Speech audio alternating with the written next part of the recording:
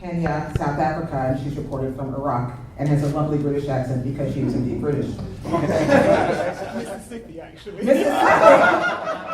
What? Why did you? We'll get back to that. Okay. Fine. Mark Lacey. I know. What is it? Wikipedia fails me again. Mark Lacey is a former colleague of mine. He's at the New York Times. He has just been promoted to national editor. Yay. And I hear you're hiring, Mark. Why do you think they're applauding? You're all hired. You have a job. You have a job.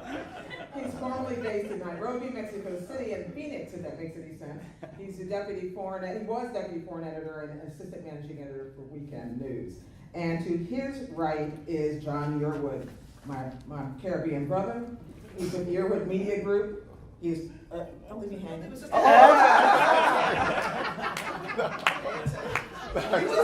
asking. Everyone introduced me as a Caribbean brother. Former world editor of the Miami Herald and executive board chairman of International Press Institute. I'm thrilled to be in all of their presence, and I hope that you are too, because I think we're going to have a good time here, and then there will be food. But I want to start by asking each of you, just to give me a general understanding. There are people at this convention who want to cover weather, who want to cover riots in Ferguson, which is worthy. But there are people here who want to cover politics, like me. But you have to make a decision at some point in your career that you want to cover international news. It takes more than a notion to decide that's what you want to do, and to then allow them to allow you to do it. So I want to start with you, Alfonso. Why did you decide you wanted to do international news? And tell me about the path that got you into it. Sure. My path is definitely unusual. For me, it was kind of growing up and seeing. Hello. I'm sorry. I'm seeing so many wonderful faces. I'm sorry. That I haven't seen in a while. For me, it was kind of growing up watching and kind of admiring the Dateline NBC, Nightline, 2020 kind of stories, layer kind of stories, and saying when they did do international news, that was much more interesting to me than going through the traditional path in broadcast and wind up doing, in market, 256 on Lulu's Barbecue Shack just burned down, I'm live.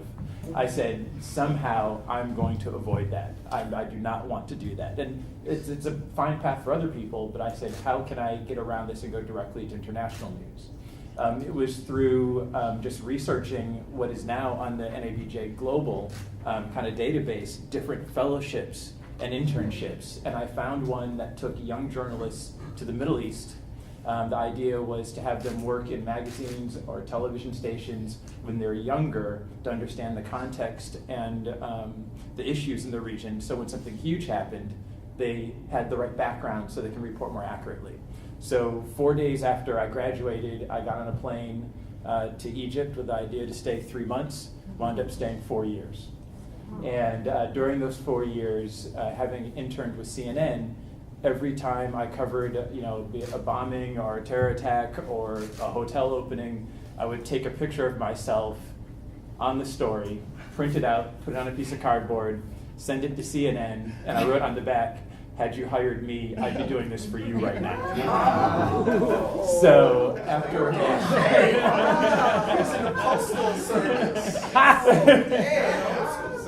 So after 4 years, they finally hired me full time, and oddly enough, I had come back to CNN DC where I'd interned a long time ago, and they had kept on a bulletin board all of those postcards. And the idea was, this is what shameless ambition looks like, but it was really, if you see this man, call security. Because he's very, very determined. So that was the start of my career in Egypt, freelanced, and then got hired by CNN and just kept moving along with them. Cairo, Nairobi, Johannesburg, Istanbul, London, and I'm very lucky in the sense to say to the help also, and this is important, of NABJ, who recognized my work before my own colleagues did. That was the big boost that got me to my dream job, and I feel very lucky that I've had my dream job with two networks, and I'm really excited for the next path. That's wonderful. That sounds familiar. The part about the NABJ boost. Ann Simmons, tell us your story. Yeah, a little different to Alfonso. I wasn't taking selfies of myself around. But I actually was, I was born and raised in London, England, so when I got here, I felt very much that, I was still of Caribbean descent, I might add, and so when I arrived, I was obviously a foreigner, but I was very strategic. My undergraduate degree is a double honours in Russian and Norwegian, and I actually studied those languages knowing that one day I want to be a foreign correspondent, and specifically for the Russia part of it, because at that time we still had the Cold War, Russia was very closed off, and I knew that I always had this fascination with that particular nation, then the Soviet Union, obviously. So I'll just very briefly say that my first foreign posting was actually to Moscow for Time magazine. And one of the reasons they sent me there was because I spoke the language. And I know we're going to get to, kind of what is essential. Knowing a language definitely helps. It also, because I had lived and studied in Russia before I became a journalist as a student, that was part of my course. So I knew Moscow quite well, and I had a friends there, had a network of friends, so I was able to say, well, you can drop me in immediately and I would be fine. So that was my first role. I was covering then in a bureau with, 2 correspondents and a bureau chief. The other correspondent actually was Jay Carney, who ended up becoming Obama's spokesperson. Wow. And I was there for 3 years covering the former Soviet Union. After that, I actually became a State Department correspondent covering the State Department and foreign policy when Warren Christopher was a Secretary of State, and that was during the first Clinton administration. And that then exposed me to the Middle East. Basically, the main trips there were to the Middle East in much quieter times, so Syria, Kuwait, Saudi Arabia, Jordan, Israel. So I was able to kind of get a taste of different journalism, different foreign correspondence, if you wish, because it's not like doing field reporting. That isn't actually my favorite type of reporting, because I always found that it was more, well, not manufactured, but if the principal sneezed, it was in a press release. It's unlike being out in the field where you're out there talking to regular people on the ground, I always call myself a foot soldier because I like to get my hands dirty, but I do like to sleep on clean sheets in the evening. And while I was in Washington doing that, I was actually, I covered the intervention of US troops into Bosnia. I was embedded, when we first started embedding journalists, I was embedded with the US Army. And at that time, you actually had to dress as a soldier with a press tag, but you had to wear the flak jacket, the helmet, blah, blah, blah. I can talk a bit more about that later. And I also covered the intervention of US troops into Haiti to restore Jean-Bertrand Aristide, who was deposed and living in the United States. Just to briefly wrap up, I was then hired while I was still in DC as the Nairobi bureau chief for the Los Angeles Times. At a time when the Los Angeles Times had bureaus all around the world. And we still have some bureaus, but obviously not as many. And in Nairobi, I was covering East Central and West Africa, probably about 30 countries. So always on the road, a lot going on. To be honest, unfortunately, a lot of conflicts at that time, but my aim was to make sure that, that Africa it's not just about conflicts, famine, and corruption. There are other stories as well. And then I was based in Johannesburg covering Southern Africa. To wrap up, when I got back to LA, I did rotations in Iraq, temporary rotations in Iraq. I think we may have overlapped on one of those. And that's about it. Mark Lacey. I'm sure Ann could continue on. First, my ties to the Caribbean. I lived 5 years in Jamaica. Thank you. So it was always my dream to be a foreign correspondent, and I worked at the LA Times, and I did all the sort of jobs of City Hall and general assignment, and then I moved to Washington.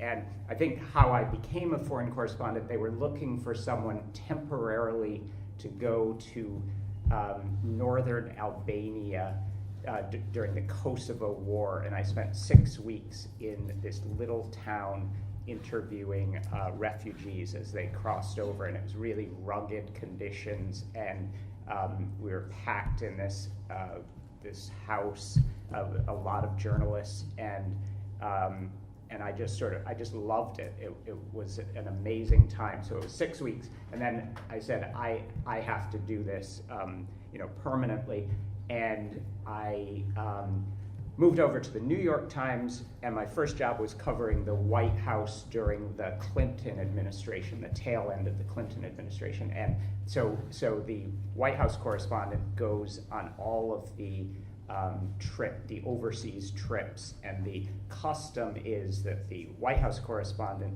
covers the story, even though the foreign correspondent who really knows the story overseas, they've lived the story. The White House correspondent swoops in for a matter of hours and has to write about Northern Ireland or Nigeria or wherever. And so it's sort of a crash course in Clinton was traveling like mad, and so you have to study up on the world very quickly. And then I spent 5 years in Nairobi and then 4 years in Mexico. But learning a language is key. I studied Spanish, and then I spoke French, but it was so abysmal that rebel soldiers in Congo would diffuse the situation because they would laugh at my French. But basically, foreign correspondents need to, for newspapers, need to be able to write every possible kind of story, and so it's really what's the best training? The actual journalism is very similar to what you do in the United States, but it's just being able to do everything, anything, being comfortable in uncomfortable places, dealing with logistics. Sometimes getting to the story is the most important thing, and so you have to just be good at talking your way through difficult situations and finding alternative routes, that sort of thing. So I have just I've had my dream jobs. East Africa for 5 years was a dream job. Mexico was a dream job, and so I'll stop there. John. Okay, I guess my journey began, in a room much like this one at an NABJ convention. I would say actually the room was a little bit easier to find. About 30 years ago in Miami, and I was sitting back in the room as one of the sessions NABJ had on being a foreign correspondent, and I was interested in the topic partly because, as Gwen pointed out, I'm from the Caribbean. I grew up in Trinidad, and I had that sense and interest in the world, and as some people may say, a little wanderlust. And so I came in and wanted to know what this was all about, and what were people doing. And there was a young reporter from a station in Australia who happened to have been on the panel and was talking about what it was like to travel and talk to different people and sort of make a difference. And interestingly, she was talking about Australia. And I left the room saying, yeah, that's for me, that's what I want to do. And then the question is, my God, how do I do it? Because it's one of the hardest jobs to get at any newspaper. At that time, 30 years ago, a lot more newspapers or wire services had foreign correspondents, and I was just leaving the AP at the time. And Nate Poloweski, the former foreign editor of the AP, I went to meet with him and said, okay, well, I'm interested in foreign, what do you do? And he says, well, and I told him actually I was going to London on vacation, and he says, stop into our bureau in London and see what it's like, see if you like it, talk to some people. And I came back from London a little bit disillusioned because it was folks in London doing what I was doing in Oklahoma City, sitting in a room writing it. There wasn't the sense of daring and the sense of excitement and wonder that a foreign Correspondents does at the AP, and I said, well, maybe I'll try a different path to get there. I went to the Dallas Morning News, and Dallas had some foreign correspondents, but not a lot. But I was also growing interested more so in Africa, and partly because of my buddy Jibril Diallo, who everyone needs to know. He's done a lot of work on the continent, and he's been doing that for a long time. And he's taken many journalists to Africa. But one of the things that someone had told me before, that if you really want to do it and to show the folks in your newsroom that what you can do, one of the best things to do is that when you're on vacation, pitch a few stories. And my first big vacation, and some people have talked about Africa, was to East Africa. I went to Tanzania, Kenya, and Ethiopia. And in fact, it was just after the civil war had ended in Ethiopia, and I made my way into Asmara. But the real story was out of Tanzania. I went to my foreign editor and said, look, I'm going to Tanzania. We don't know very much about the country. What we do know was that there was an economic miracle happening there when you consider that a lot of its neighbors were in total chaos. So we went and we did and I came back with a fairly good story from Tanzania, and then I said, well, this guy is, he kind of knows what what he's doing. And Kevin Merida, whom I just saw downstairs, was eventually became an assistant managing editor at the Dallas Morning News, and he knew of my interests.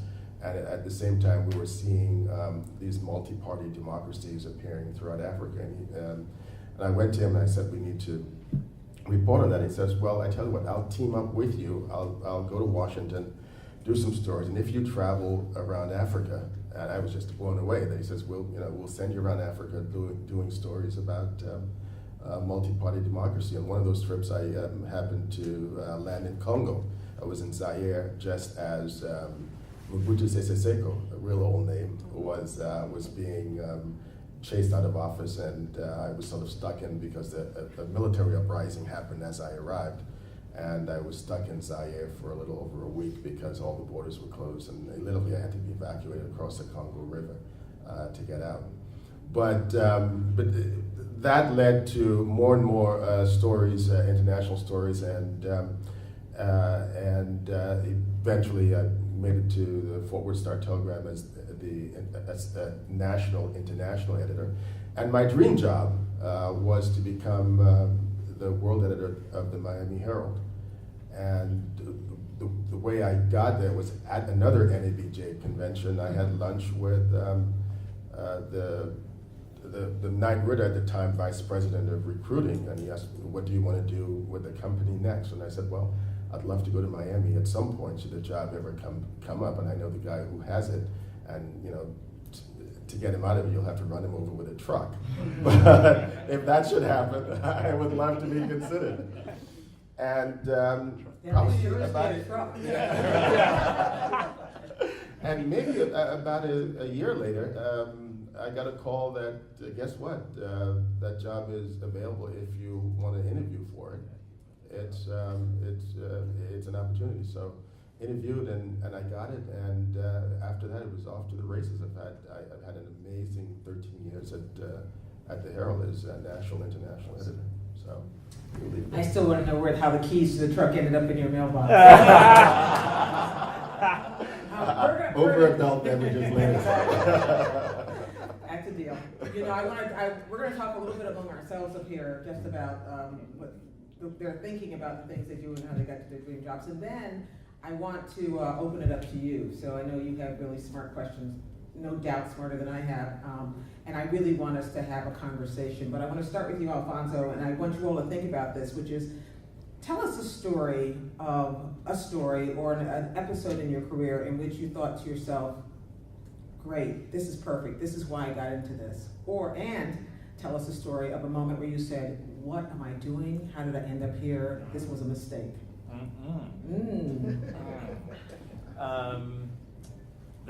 This is what I've meant for is easy. Because ultimately, at the end of the day, it doesn't matter where you are, it's just telling a great story. And I think an important point that Anne brought up too is the idea of being strategic and creating your own opportunity in your career. And for me, this leads to your question, is I was, again, lucky enough to have been sent to Nairobi for maternity cover for a colleague at CNN. And yay, Ted Turner, it was 6 months. It was an amazing long run in Nairobi. And at that time, it was all about the millennium in 1999 into 2000, and everybody and their sister was doing all these great stories. And I said, all right, strategically, how can I get on the map as a still aspiring, not formally a correspondent yet? How can I do something different? And while everybody else was talking about how computers were going to fail and buildings were going to fall in the sky and blah, blah, blah, I said, well, in Nairobi, why don't I pitch a story about the one place where nobody gives a damn about 1999 2000? So that worked. And so we went by plane for a couple of hours, and I'm talking like 2-seater plane where you can't fall asleep because you'll hit the equipment and crash and stuff. And then we went by truck, in the back of a truck. We went basically between we went way up north of the Kenyan border. And we, after the truck, then we went by boat, and then there wasn't boat, and the cameraman and I were crossing this river. And around us, because cattle stealing, for lack of a better term, is a bit of an issue, different groups will steal cattle from each other. So you have these men with AK-47 rifles over their head, guns over their head, as they cross the river. And you have these absolutely stunning women and their children, with these traditional outfits, also crossing the river. And there's our cameraman and I'm holding the tripod, and my, of course, and he's holding his camera, and there are like literally hundreds of sheep and goats and stuff. And I'm just looking across to where our destination was, this really isolated place. And I'm seeing these banana trees on the coast and these goats going by, and my cameraman saying, whatever you do, don't drink the water, because those cows and sheep are letting everything out. But my point is, I just stood there, and I looked at him, and I looked and said, this is what I was meant to do. To be able to share incredible stories like this one village where people had never heard of the millennium, in terms of the world coming to an end, and they certainly did not care. And I just felt so very grateful to be, in this place and to share this kind of story. And I said, that's what I was meant for. So that was easy. It was easy. How about what you didn't want meant for? I saw you try to skip over. Yeah. Well, but here's the thing too, and for those of you that know me, is I'm always looking on the bright side. Always. Every horrible situation has got an opportunity attached to it. You just have to create it. And in my case, it goes back to the Saddam story. I was at CNN for a while, hadn't been a full-time correspondent, wanted to be a full-time correspondent, had been out and about. And so basically I approached the management and said, look, if I'm not good enough, just tell me, and I'll go somewhere else, whatever, I'll get over it. And I said, but otherwise, you need to make me a full-time correspondent. And they said, okay, Mr. Smarty, you're off to Baghdad. And I was like, what?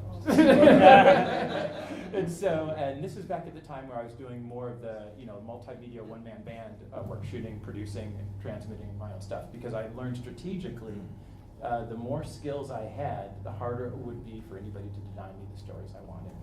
So I was sent to Baghdad, and then after that, I was sent to what I thought would be replacing producer, correspondent, and security advisor in Tikrit, Saddam Hussein's hometown.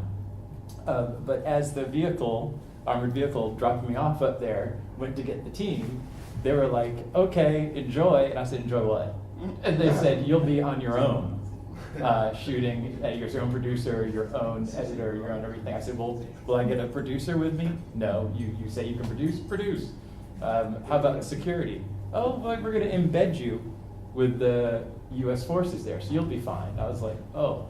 So instead of being angry and complaining, I said, how can I make the most of this?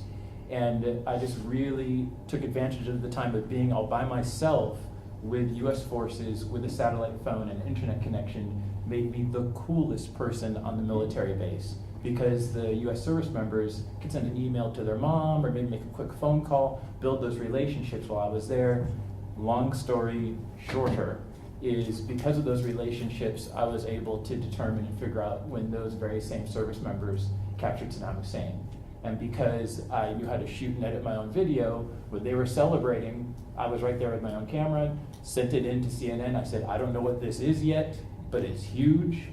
And once I put the pieces of the puzzle together to learn that, They had the pictures. They had the pictures, we had the exclusive, and the next day they made me a full-time correspondent. Okay, Ann, top that. Top that. I think I should probably go home now. Look, for me, it's kind of making a difference.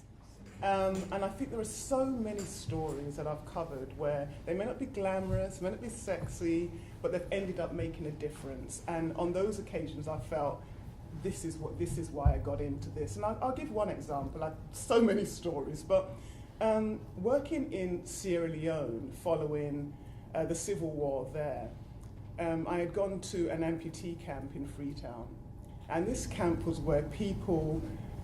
It was, walking in there, I always say this, and I don't say this with, kind of, the only way I can articulate it is that I saw these people coming towards me. Some had no arms, other one leg, nose chopped off, an ear gone, eyebrows taken off, and it was almost like I say, a freak show. And I say that, not trying to offend. People came up to me as I entered that camp.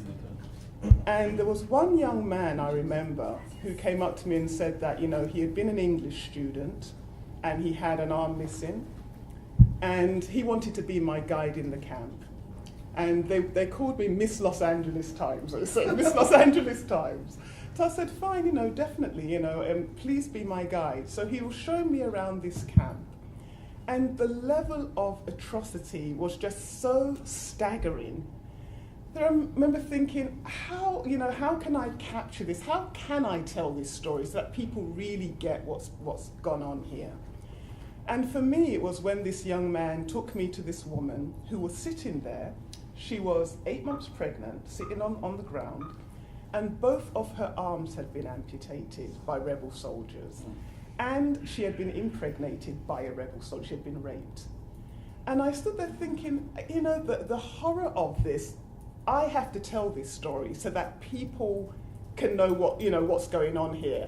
And just to fast forward a bit, those people in that camp were among those who ended up forgiving the rebels when they had the amnesty in Sierra Leone. And it was this sense of, how do you forgive someone when you have gone through that? It was rebels, and just to give you the context, the rebel soldiers were, mainly it was chopping off the arm, and Jibril, you can actually attest this, you're from there, but it's cutting off the arm because I think this was the signal for, if you were voting for the president, this was his wave. And so many people had their arms chopped off. There was this one young girl, I remember, who I actually led my story with. She was probably something like 8 years old, 7 or 8, and she had her right hand taken off. I remember asking her, what would how do you feel? What would you like to do when you grow up? I heard that you were a really smart young lady in school. And she actually told me that she was hoping that one day, first of all, her hand would grow back. And then she could go on to live her life. Because she didn't understand why that this had happened to her. And so for me, telling that story and writing that story, which got on A1 for the LA Times, there was an outpouring of support. How can we help? What can we send? For me, that's when I think, my God, and I get emotional because I think this is why I'm there, because I want to tell those stories and I want people to care. So that's just one example. The example for me of not kind of thinking, and I'm like you, I'm an optimist, there's always a silver lining. But I've got to tell, I've been in some scrapes when I've been overseas. In 2003, I was on assignment in Baghdad. And to cut a really long story short, a group of us expatriates, it was New Year's Eve, a group of us expatriates was decided that we were going to see the New Year in. And at a restaurant, at one of the Christian restaurants that was serving diplomats and journalists, and I remember thinking I didn't want to go because I had learned kind of a couple of days earlier that my best friend in the world, a guy called Edward Ruiz, who was my photographer when I was based in Johannesburg, had drowned on Christmas Eve in a freak accident. And I was actually trying to leave Baghdad to get to his funeral in Cape Town because he was still based in South Africa. And so I was really upset and I thought, I don't want to go to this to celebrate, you know, but I remember thinking a year earlier, it was me, my friend Edward, and a group of us, we were partying in Havana. And I remember thinking, he wouldn't want me to be like sitting around moping, let me go out and see the new year in with all the others. So we went in convoy and we arrived at this restaurant. And just as we pulled up and I had my hand on the handle, a bomb went off. A suicide bomber drove his car into the entrance of the restaurant, and the whole thing just went up. I mean, that's all I remember. The next I remember being buried in my car with all this stuff in my mouth, was like, I can't breathe, where am I? My God, if this is it for me, please don't let my mother suffer, was what I remember thinking. Then I heard, Sudanese! The Iraqis who were trying to pull me out of this wreck thought that I was Sudanese. And I'm like, hey, whatever, just get me out of here. Yes, I could well be Sudanese, you never know. Because lots of Sudanese workers were working in Iraq at the time. So they pulled me out. I had severe injuries to my face, I've still got glass embedded in my head, and it took like 2-3 years to work with a dermatologist to pick the glass out of my face. And I think now that no one can even tell, thank God, if you saw the pictures back then. And just to end this story, we get thrown on the back of a pickup truck because I wasn't the worst injured. One of my colleagues in the car in front of me lost his right eye, Chris Kroll. The woman I was in the back seat of the car, the correspondent in the front, she had extensive damage to her face and her hands. They threw us all on the back of this, well, Chris and I, on the back of a pickup truck. And I remember thinking, I can't see. I was blinded. I couldn't see, but it was just that they had debris in my eyes. And so I was saying, oh my God, I can't see, you know. And he was as cool as a cucumber, had actually lost his right eye and actually broken his arm and was all banged up. So they put us on the back of this pickup truck and they take us to an Iraqi hospital. And I remember they throw me on this slab, you know, and then they try to start to stitch up my head without anesthesia. I'm thinking, I shouldn't be here, you know. I suppose that's what I thought. And so I start flailing around, and they're like, okay, just leave her, because there are all of these other bodies there, you know, who were more severely injured than I. Several people, of course, died when the suicide bomber, you know, rammed his car into the building. And then how we get out of this, really long story short, one of our staffers, because we weren't far from the office, commandeered an ambulance, put us expatriates basically in the back, and we could go to then the green zone where the US military hospital was based. We get there, we pull up, and we come to a standstill. And what we could hear is, get the F out of the van. The US soldiers telling our translator and driver that they had to get out because they thought this was a suicide bomb racing towards the green zone. So we hear them screaming, they say, open up the back, what do you have in there, you know? So they open up the back and then they see us all banged up and bloody and say, oh my God, there are Americans in there. Well, actually, no, I'm British, you know? Not the time to bring it up. So they ended up patching us up and let us off, and we were so-called walking wounded, and then the story of me trying to get out of there to get back to is another story. Took forever, but These here I stories are am. great. Yeah. Okay, Listen, tone it down, guys. Encouraging people. I know. Are you part of this panel? Confused, Mark. I'm so emotionally drained, I don't know if I so like, my gosh, and and the more positive part of her story, when I've been out in the world as a foreign correspondent, I don't presume that Americans, people who will read my stories or who will pick up the paper, necessarily care about these places where I am. I was one of the first reporters to go to Darfur in Western Sudan when that crisis, when that conflict was breaking out, and so I viewed my objective.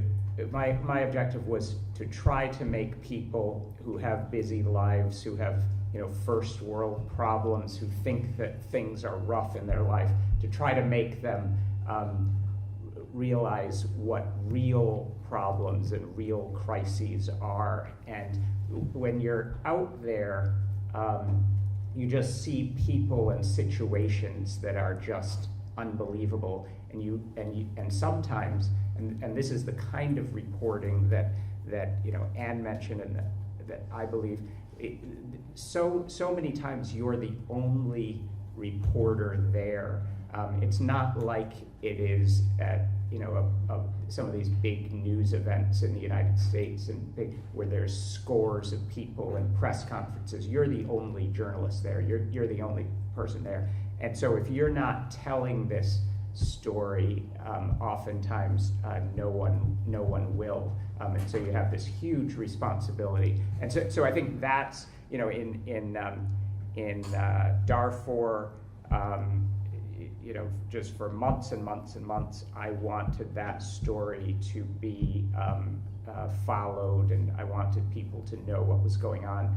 After the earthquake in Haiti, that was a story that got a lot of international attention, but you're down there and you see the suffering, you see how people are living, and you want to humanize the tale. And so you feel so often that you have this, it's grueling work, it's dangerous work, you get sick, you get injured, but you really feel like you have this huge responsibility when you're out there.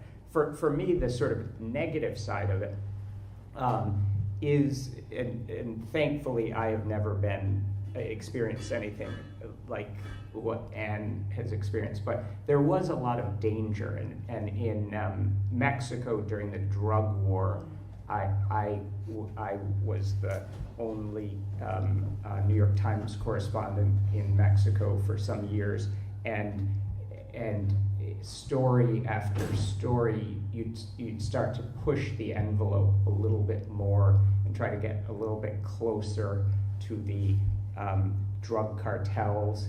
I came up with the great idea of why don't I try to interview Chapo Guzman at one point. It's a great idea. Yeah, it was great. I didn't get as far as Sean Penn did. But there was real danger there, and I found myself in situations where I was thinking, what am I doing here? This doesn't make sense. This is dangerous. You're being followed. You're being threatened. And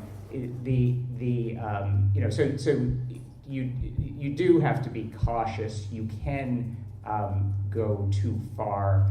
You do, later I was an editor, and I would always, while talking to correspondents, tell them, just reinforce to put safety first, and that I don't want a story if you're going to get injured, if you're going to put yourself in harm's way. I would just sort of remind the people of that, because there is this tendency when you're out there to view the story as the most important thing. And every once in a while, it would sort of dawn on me that this could be my last story.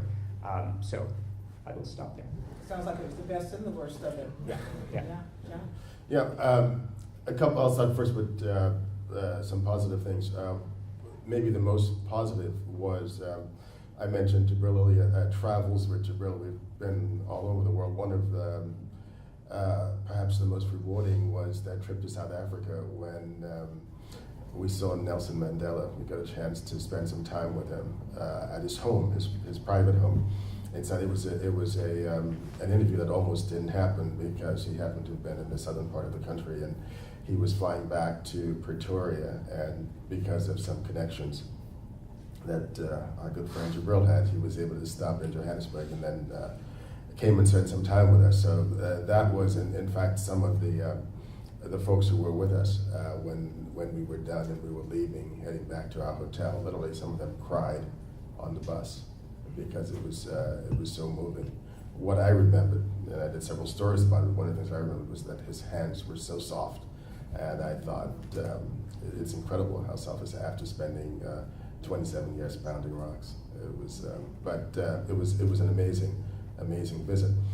Another one as an editor was 7 years ago when at the Miami Herald I launched this massive series that I had looking at blacks in the Americas. We decided to look at what was happening. We called it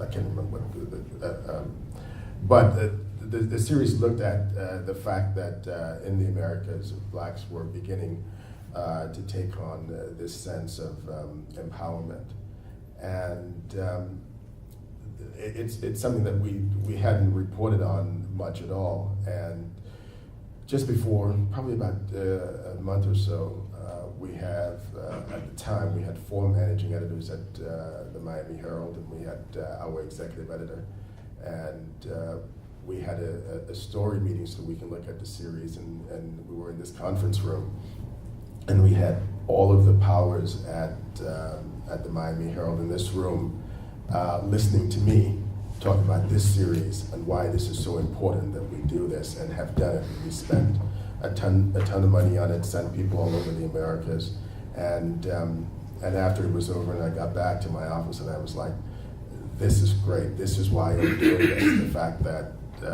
because of this interest, I can literally turn the Miami Herald and all of its resources towards something that I think is really important. So that was that was a highlight for me. Another thing on the why am I doing this side, I mentioned earlier that I happened to have been in Congo when there was this military uprising against Mobutu Sese Seko. The morning of that uprising, actually the day before, there was a little reception for me at the U.S. Embassy. And the following morning, I got a call from one of my contacts at the embassy saying, have you been out so far today? I said, no, I haven't. He says, don't go out because there's a military uprising. Stay in your room and keep your head down. And then you can hear all of the shooting coming from town. But I had a stringer who had planned to come and see me that day. So he came to the hotel and says, well, no, I made it up to the hotel. Why don't we go and take a look at what was happening? And so we decided on foot to walk around Kinshasa. And you can see the military soldiers driving up and down the street in ambulances, pick up everything that they could commandeer, and literally shooting wildly. And several of the times we saw them coming up the street, we literally had to duck behind trees when they were firing. And it's around that time I said, why am I here? Why am I doing this? But thankfully we made it out okay. We, shockingly, are almost out of time for our conversation, but not before we take some questions from you guys. So if you could keep your questions tight, and I'll make sure they keep their answers tight, and go for it, journalists. No, Rochelle, you don't get to ask the question. Hold on a second. Okay, yes, ma'am. Tell us who you are, where you're from. Buenos días. Me ayudar a traducir. I'm going to translate. Okay, we're going to and I'll translate it in the mic. Go ahead. Buenos días a todos. Yo soy Aida Luisa Córdoba. Vengo de Colombia. I'm from Colombia. América. Soy periodista también. I'm journalist as well. Y como saben, dentro de poco se va a firmar el fin del conflicto entre la guerrilla y el Estado.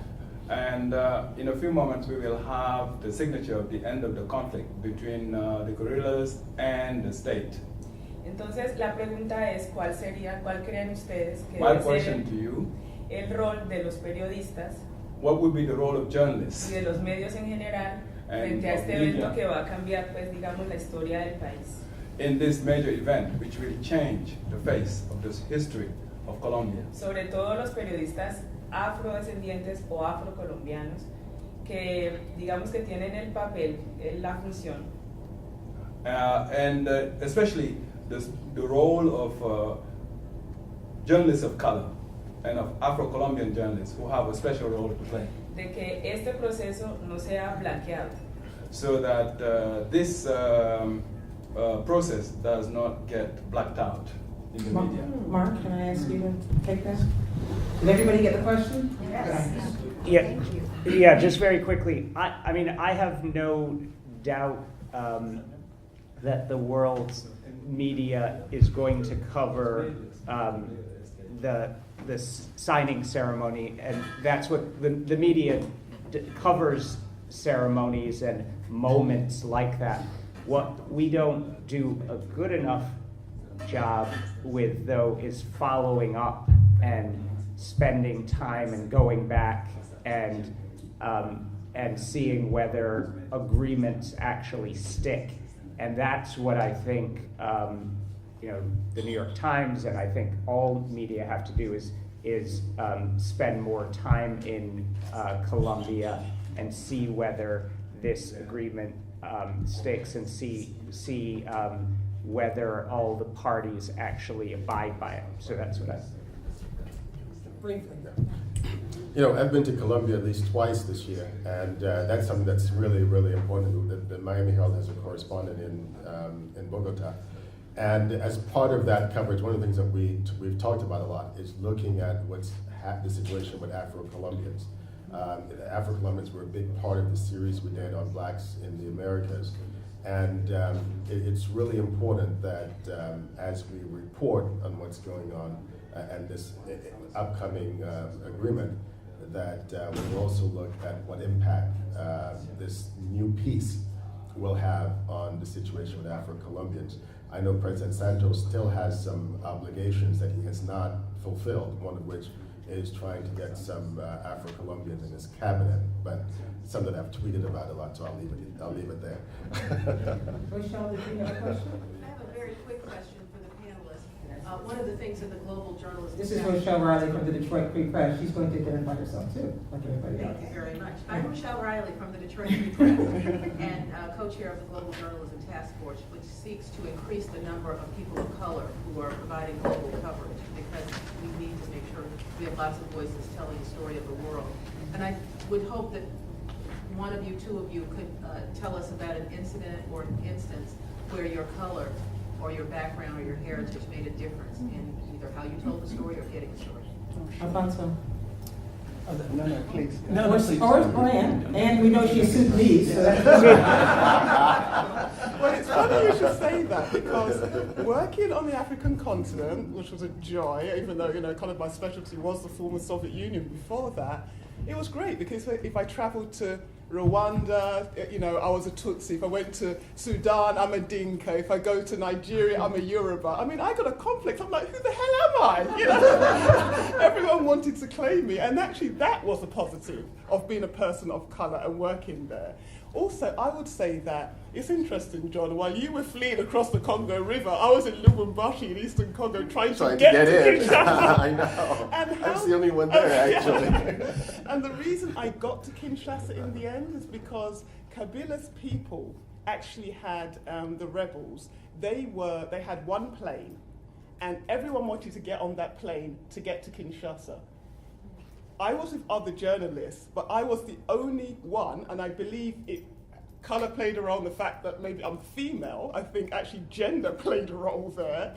They were like, madame, yes, mademoiselle, please, you're welcome. So I actually made it onto that plane, and the funny story is, when we got to Kinshasa, there were people lining the streets, and Kabila wasn't on this plane at the time, it was just his entourage. People were lining the streets, the trucks were going down, the people were cheering, and I remember arriving at the Intercontinental Hotel as one of the entourage, and I'm there with my notebook, and I'd never been there before, this was one of my first assignments, and a Japanese journalist comes up to me and says, "What does it feel like to be back in Kinshasa?" And I'm like, I don't bloody know, I'm from London. And I just hitched a ride, I was trying to get to Kinshasa. But the reason I tell that story is because I'm sure I wouldn't have gotten on there. Colour definitely played a role. These guys, the rebel soldiers welcomed me on. Another story would be the fact that being female as well, and a black female, I was able to, I was on a bus going from Nairobi to Arusha in Tanzania to cover some of the trials that were going on at the International Court there. And I think I've told this story before, but there I am, the bus is crammed, you know, the road is really rocky, and, you know, it's not a great situation. You're in there, you're sweaty, and I sit down, and I've got myself in the chair, and this woman just puts a baby in my lap. I'm like, what do I do with this thing? You know? But you know what? She probably wouldn't have done that otherwise. She just thought that, hey, I'm a sister. I should know what to do with this baby. You know? I'm like, okay, what do I do? I actually just had the baby there thinking, what the hell? You know? And then we started talking. And I learned so much about her life. And I also learned some parenting skills, even though I'm not a mother. And so to me, that was breaking the ice. And that was not just, I suppose, a colour thing, it was a gender thing as well. And my last example would be, because it can work the other way as well. It can be a disadvantage. If you look like someone who's from a group that's being targeted, then you're in trouble. And in fact, Neely Sucker of now the Washington Post and I got our butts kicked in Kinshasa for that very reason. Me looking like a Banyamulenge, Congolese Tutsi, and he at the time looking like a Frenchman, and both of those groups were hated. And we were attacked, so it can go the other way. So, yeah, I think of a couple of different stories. Keep them brief, and then Keep 'em brief. one more question. In general, for me, in my experience, particularly being in the Middle East, just with my particular appearance, now I'm living in Beirut in Lebanon, trying to work on a Lebanese accent, but I have a very heavy Egyptian Arabic accent, and so. Let us hear it. نعم. بفي الناس بحكي عربي أحسن مني هون. But my point is I have the ability and the flexibility to be able to go and mix in and blend in. People generally either tend to think that I'm either half Egyptian or half Sudanese, half North African, or the illegitimate love child of Thierry Henry, if any of you know football at all. I get that all the time. You look like Thierry Henry. I'm like, if I had his money. So that in the Middle East, the idea that you have a kind of a purely superficial physical way, I have a chance to kind of blend in and be less conspicuous and go to areas which other journalists can't. Being more particularly to the African American experience, I think particularly when I was based in Johannesburg with CNN, and I remember doing a piece about a long piece we did on just the chronic issue of rape in South Africa. And I remember talking to this grandmother whose own children had died from HIV/AIDS, and she was taking care of the granddaughter who had been raped at 6 years old. And the idea of having that sense of empathy, that sense of shared experience, because she, in her pursuit of justice, experiences the same microaggressions that we experience. The sense that, you know, her word is somehow of less value. That her sense of trying to find out what happened and why the police weren't pursuing the case and why the man was arrested, but because he had, you know, contacts, he was back out on the street, or why it's going to take 4 years just for a hearing before a trial due to, you know, problems with the justice system in South Africa. That kind of empathy of shared experience, I think, really helped me kind of really get a feel for the story and share her story and tell it in a fair but understand that struggle that she was going through. Final question. Hi, I'm Lisa Armstrong. I'm a professor at the CUNY Graduate School of Journalism and also freelance journalist. And I have a question. I covered sub-Saharan Africa for several years and then worked in Haiti from 2010 to 2014 as a freelance journalist. And I want to know what advice do you have for people who are doing this as just, you know, without the backing of an organization? Because I've had grants, that's basically how I do my work, through grants and fellowships, but, you know, the current one I have is going to be up soon and I need to find another one. And I think it's a struggle for a lot of especially some of my students who are starting off, the advice is just go, but, you know, that's not always easy if you don't have money. What, you have an answer So, to yeah, that? well, I have the There's question somebody is. behind you who Oh. wants to answer it, actually. Yeah. Then we'll come back to the panel. Fulbright, and I'm talking to people about Fulbright grants. I did a Fulbright grant in Germany. I'm a Fulbright alum. I highly recommend He it. sent me up here. I sent him over here. I really have some cool grants that are prestigious, and they will help you go study or research whatever you want around the world. Whatever you want. 40 countries, and I want to see as many black people as Oh, possible. man, I'm so excited by that answer to the question. And also another one. Can I just tag onto this and sort of represent for an area of the world that hasn't been talked about? So I started my career as a foreign correspondent in Asia. And I language plug studied Chinese and got a foreign language area studies scholarship to go and do in-depth study in Taiwan, and have a very Taiwanese accent and people. But I think sort of looking at grants that can get you to a place, and then finding out from the people who have those grants, who else they know in the grant community. I was lucky to be able to move from studying to getting a stringing job with the Far Eastern Economic Review and Newsweek, and then got hired, and then lots of other things happened. But And where do you work now? and now I'm director of the Knight Wallace Fellows Program at the Livingston Award at the University of Michigan. For all of them. But I really do sort of believe in these grants that can help people get around the world. And a lot of the grants are great because it not only can support your journalism, but can support your language study while you're working on the journalism. And without the language study, it's that much more difficult. I love these panels that work for I just themselves. want to add. I'm going to try to, go ahead. It's not just the grants part of it, because that part I have covered. It's the placing of the stories, because a lot of these. Let's bring this back to the panel. Yeah. Anybody want to weigh in on that? I can touch. Yeah, there's a couple things because I received tons and tons of submissions from journalists in the field. By the way, quickly on Asia, I've just come back from Taiwan, as you mentioned that, Korea and Japan, with my other hat as the chair of the International Press Institute. So we do a lot of work there. You know, the other thing that I tell people is that one, have an understanding of what the paper or television network, what they've done, what they're working on.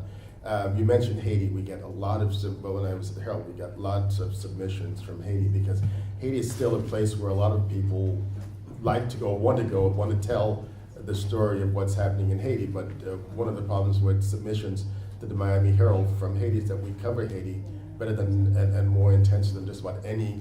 So a lot of the requests or the proposals that we got were stories that we've already done, or stories that Jackie Charles, who's our incredible Haiti reporter, is in the process of working on. So that's the first thing I tell people: know what we have done, and that would help you.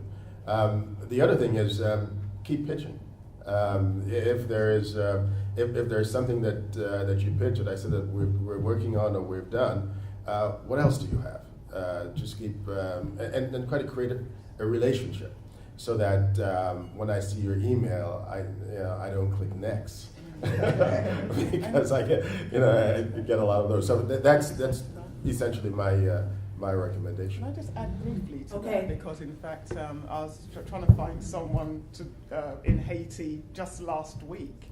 So sometimes it's not just saying, oh, I can write this story on my own. Sometimes it's like offering to do a co-byline with someone, wherever the paper is based, and say that you're able to contribute. I mean, of course, you're looking to be paid, but it's also worth pitching that. So, yeah. Listen, I'm going to have to wind this up because we're already over time, but as you can see, there's a lot of networking and conversation to be done. And if you find a pair of eyeglasses that Rochelle has lost, please pass them. That's what she's feeling her way around the room. Oh, there they are. Oh, thank you. NABJ again. Thank you all.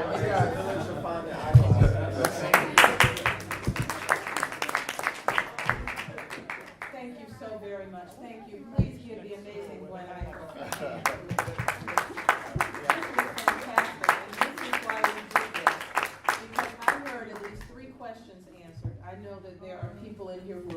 interested in doing this. And this is the time where we now open up our little mini reception. We're going to ask that you let our wonderful panelists, and let's thank them again, John Yearwood, Mark Lacey, Ann Simmons, and Alfonso Marsh. Alfonso, I love your story. I'm not going to do that, but I love your story.